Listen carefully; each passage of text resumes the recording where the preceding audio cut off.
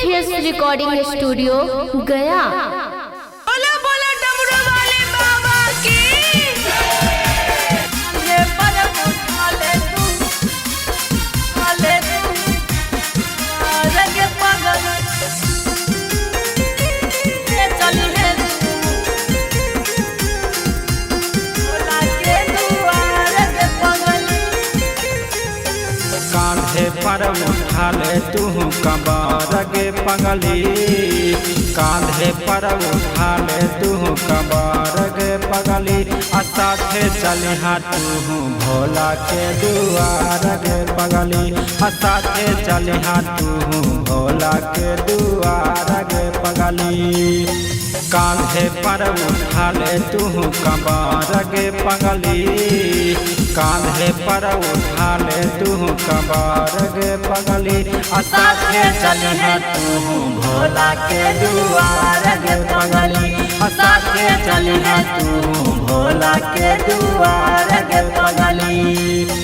कांधे पर उठा ले तू, उठा ले तू, रंग पागल ये चली है तू, बोला के दुआ रंग पागल। भोले बाबा है बहुत महान गे, देखिन हो हम पे ध्यान गे, करिया न तू हो हमसे न करवा, सबसे तू चलिहा भोला दुआरवा। भोले बाबा है बहुत महान गे, देखिन हो हम पे ध्यान गे, करिया न तू हो हमसे न करवा, सबसे तू चलिहा भोला दुआरवा।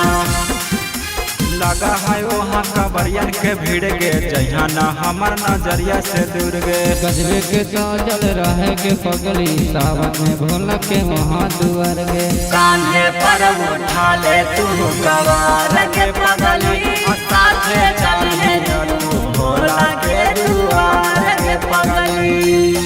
कांधे पर उठा ले तू, उठा ले तू, रंग पागल